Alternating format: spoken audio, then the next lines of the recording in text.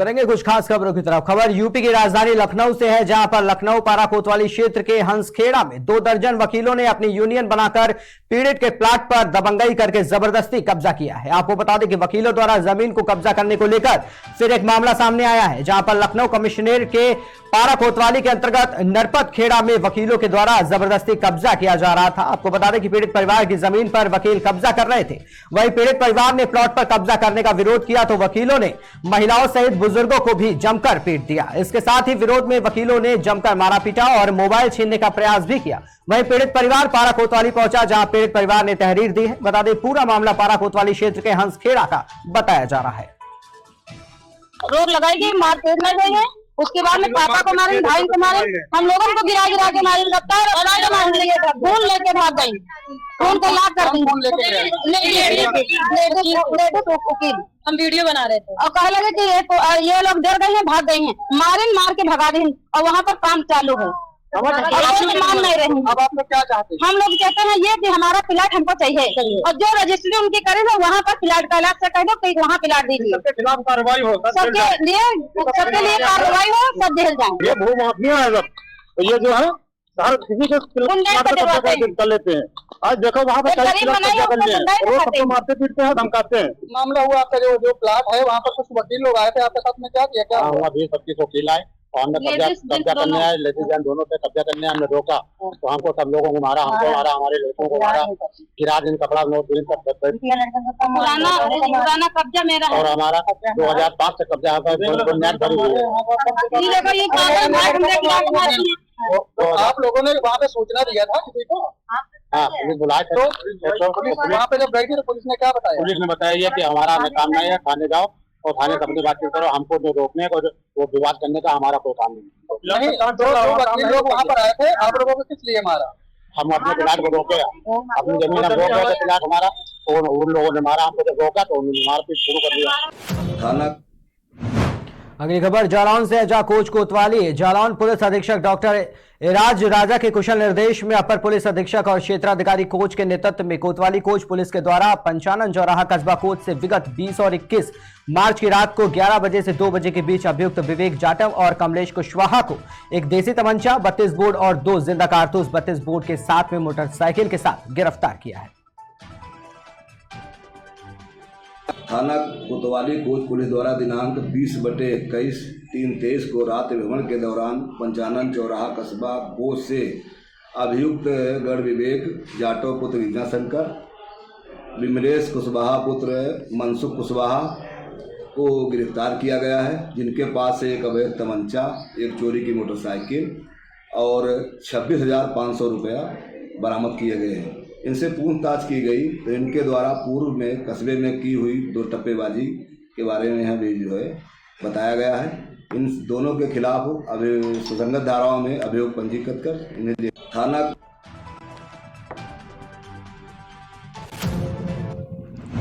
खबर मध्य प्रदेश के छतरपुर जिले से है, जहां राजनगर कांग्रेस के पूर्व विधायक शंकर प्रताप सिंह मुन्ना राजा के होली मिलन समारोह में क्षेत्र के किसान पहुंचे। वहीं 3-4 दिनों से लगातार हवा पानी ओलावृष्टि से परेशान किसानों को पूर्व विधायक ने कहा कि कांग्रेस हमेशा किसान के साथ खड़ी है और किसानों को उचित मुआवजा मिले, इसके लिए हम सब मिलकर प्रयास करेंगे। वहीं अगर किसानों को उचित मुआवजा नहीं मिला तो कांग्रेस उग्र आंदोलन करेगी। हवा पानी के साथ लगातार क्षेत्र में जगह जगह ओलावृष्टि गिरी हुई है, जिससे किसानों की फसलों को काफी नुकसान हुआ है।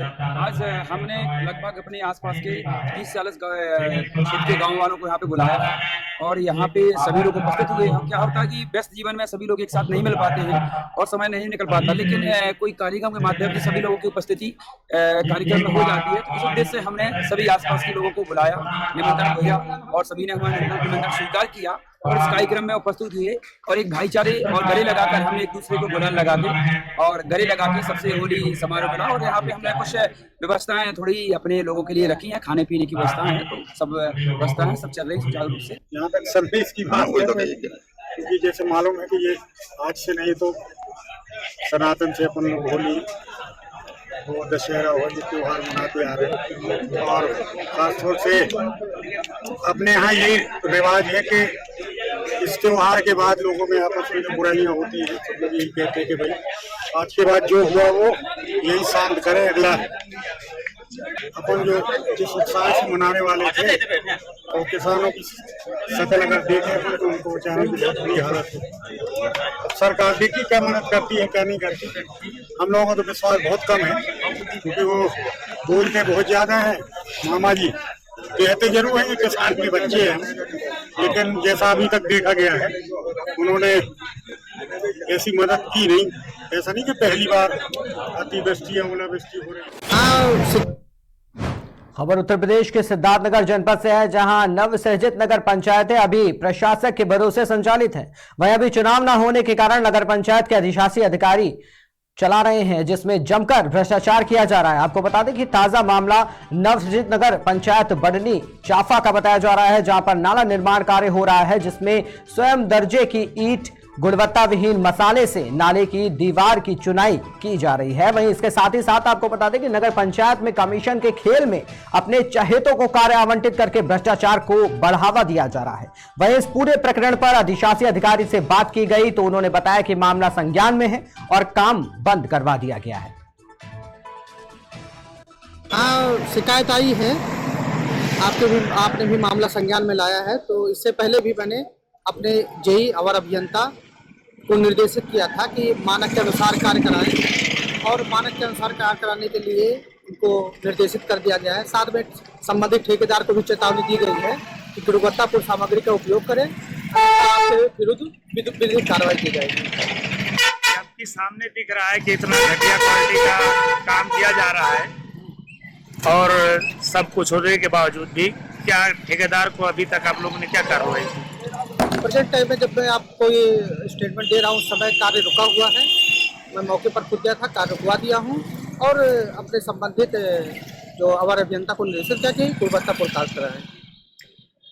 अभी तक ठेकेदार के ऊपर कोई कार्रवाई, सिर्फ काम रोक दिया गया। जो बाकी पीछे काम हो गए जो कि मानक विहीन है, ऐसा ही है, उसके बारे में आप क्या कहेंगे? जांच करवा लेंगे, जांच करवाने के बाद जैसा होगा हम उसका प्रक्रिया में लाते हुए विधिक कार्रवाई करेंगे। अक्सर देखा जाता है कि अगर कोई इस तरीके से काम करता है तो उसको ब्लैक लिस्ट किया जाता है। क्या ऐसा कुछ आप करेंगे या फिर सिर्फ चेतावनी देके आप छोड़ेंगे? नहीं, देखिए हम उसकी पहले जांच करा लें। जांच का हमारे पास रिपोर्ट आ जाए तो जांच के विषय जो है वो हमारे अभियंता और यही सहायक अभियंता की जिम्मे होती है। उनके जांच रिपोर्ट के आधार पर कार्रवाई। खबर उत्तर प्रदेश की राजधानी लखनऊ से है, जहां लखनऊ में ऊर्जा मंत्री ने विद्युत उपभोक्ताओं के मोबाइल नंबर को बिलिंग सिस्टम से जोड़ने की शुरुआत की है। वहीं विद्युत कनेक्शन काटने से पहले उपभोक्ताओं को भेजे जाएंगे अलर्ट मैसेज। वर्तमान में 3 करोड़ उपभोक्ताओं को इस व्यवस्था का लाभ मिलेगा। आपको बता दें कि आगामी त्योहारों में सभी धार्मिक स्थलों में निर्बाध विद्युत आपूर्ति सुनिश्चित की जाएगी। इसके साथ ही प्रदेश में निर्बाध विद्युत आपूर्ति के लिए ट्रॉली ट्रांसफार्मर की संख्या की और भी बढ़ाई जा रही है। इसके साथ ही साथ जहां पर राजस्व वसूली के लिए युद्ध स्तर पर कार्य किया जा रहा है, वहीं बड़े बकायेदारों की रातों की नींद हराम करने की भी पूर्ण तैयारी कर ली गई है। मित्रों, आपको याद होगा कुछ सप्ताह पहले हम लोगों ने एक केवाईसी का एक बहुत बड़ा अभियान चलाया था। उस अभियान के पीछे मंशा ये थी कि हमारे जो 3 करोड़ 22 लाख उपभोक्ता और पिछले कई महीनों से केवाईसी का कार्यक्रम शुरू किया गया।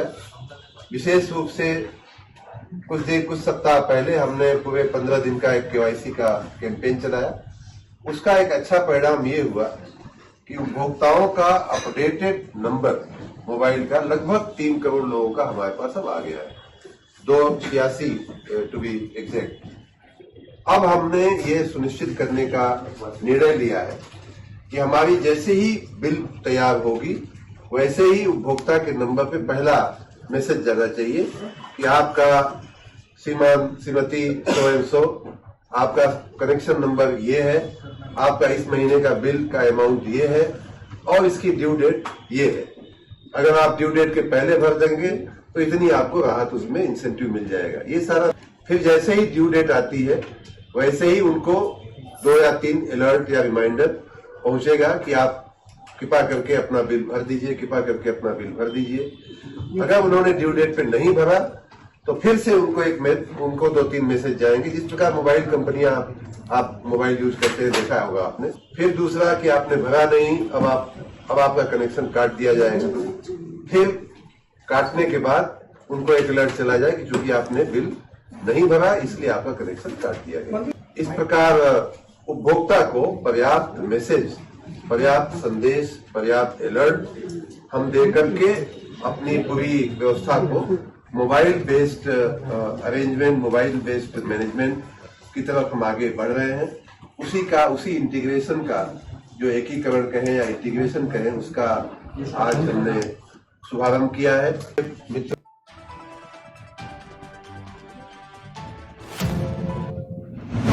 अगली खबर उत्तर प्रदेश के संत कबीरनगर जिले से है, जहां विधवा महिला ब्लॉक के अधिकारियों से लेकर सीडीओ तक परिवार का रजिस्टर नकल में नाम दर्ज करने के लिए गुहार लगा रही थी। वहीं विगत 28 फरवरी से लेकर 18 मार्च तक सचिव नेहा सिंह के पास विधवा महिला चक्कर लगा रही थी। आपको बात बता दें कि ये बात जो है, लेकिन सचिव ने उसके बाद में जो कहा है वो भी आपको बता देते हैं। नेहा सिंह विधवा महिला की एक भी बात नहीं सुनी। उसके बाद में विधवा महिला ने सीडीओ से न्याय की गुहार लगाई थी। मुख्य विकास अधिकारी संत कुमार के निर्देश पर विधवा महिला और उसके परिवार को रजिस्टर का नकल मिला है। पूरा मामला मेहदावल ब्लॉक के अंतर्गत ग्राम पंचायत नागपुर के राजस्व गांव का बताया जा रहा है।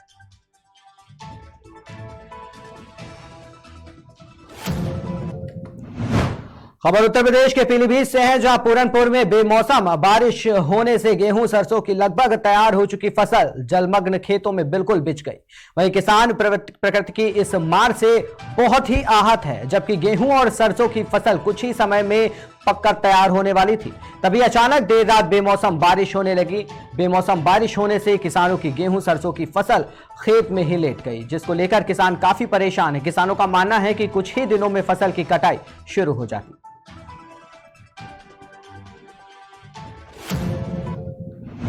अगली खबर उत्तर प्रदेश के कौशांबी जिले से है, जहां पर प्रशासन ने शराब माफियाओं के खिलाफ बड़ा कदम उठाया है, जिसमें 3 आरोपियों की 5 करोड़ से अधिक की चल अचल संपत्ति को कुर्क कर दिया गया है। वहीं इस कार्रवाई के संबंध में पुलिस अधीक्षक कौशांबी ने बताया कि 2022 में पिपरी थाना क्षेत्र में शराब की तस्करी में लिप्त कुछ लोगों के खिलाफ गैंगस्टर एक्ट के तहत मुकदमा दर्ज कराया गया था, जिस पर धारा 14(1) गैंगस्टर एक्ट के तहत जिलाधिकारी को एक रिपोर्ट भेजी गई थी। थाना पिपरी पर 2022 में एक अभियोग गैंगस्टर एक्ट का पंजीकृत हुआ था, जो शराब माफियाओं का खिलाफ दर्ज हुआ था, जिसमें उनके विरुद्ध शराब की अवैध तस्करी के कई मुकदमे पंजीकृत थे।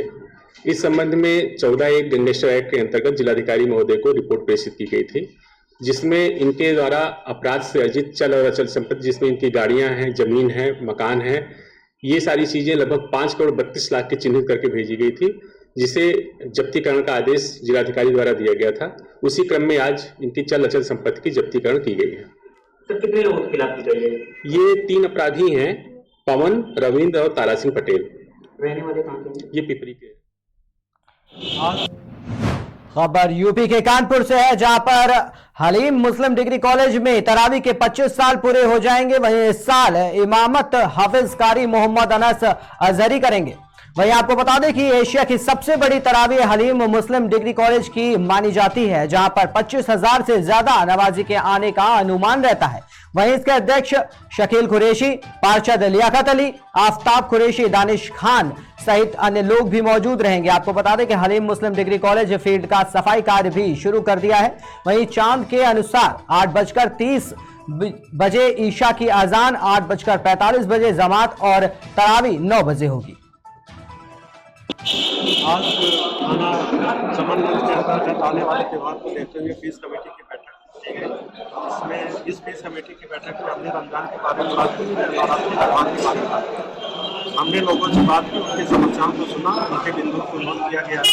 इसमें बैरिकेडिंग की बात हुई है, सफाई की बात हुई है और पुलिस प्रशासन की बात। उन लोगों के द्वारा जिन बिंदुओं की भी चर्चा की गई है, उन बिंदुओं का हम पूरी तरह से पालन करेंगे और हर त्योहार की तरह इन दोनों त्योहारों को भी हम सकुशल संपन्न करेंगे। कौन सी समस्याएं प्रमुखता से आपके सामने आई? प्रमुखता से समस्याएं साफ सफाई की आई है। हम नगर निगम से अपेक्षा करते हैं कि उनके द्वारा साफ सफाई की व्यवस्था कर दी जाएगी और साथ ही साथ जो हमारे क्षेत्रीय पार्षद हैं उनसे भी अपेक्षा करेंगे कि वो अपने क्षेत्र के अंतर्गत साफ सफाई की व्यापक व्यवस्था करें। नमाज क्या सड़क पर होगी कि नहीं होगी? हर त्योहार पे गाइडलाइन गाइडलाइन जारी की जाती है। हम हर त्योहार को गाइडलाइन के अनुसार संपन्न करेंगे। जो भी गाइडलाइन जारी होगी उसके अनुसार संपन्न।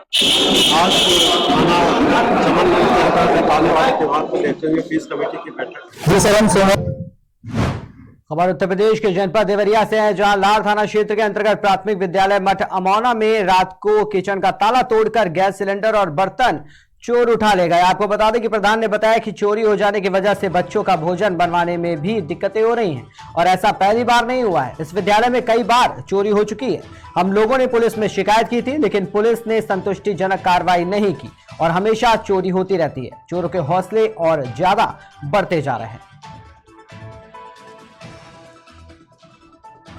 जी सर, हम सोमवार को हम लोग विद्यालय पहुंचे तो देखे कि जो है रसोई गैस का ताला तोड़ दिया गया है और जो है इसमें भगोना वगैरह सब बर्तन थाली सब गिलास वगैरह जो है और खास करके सिलेंडर जो चोरी कर दी गई, जिससे इंडियन बनवाने में काफी दिक्कत हो रही है। जी, रात में चोरी हुई है? जी, हम सुबह आए तो देखे कि ताला टूटा हुआ है, यानी रात में हुआ होगा। तो आपने अपने उच्च अधिकारी को? जी, हमने FIR करवा दिया है और उच्च अधिकारियों को भी जो है सूचना दे दी गई है।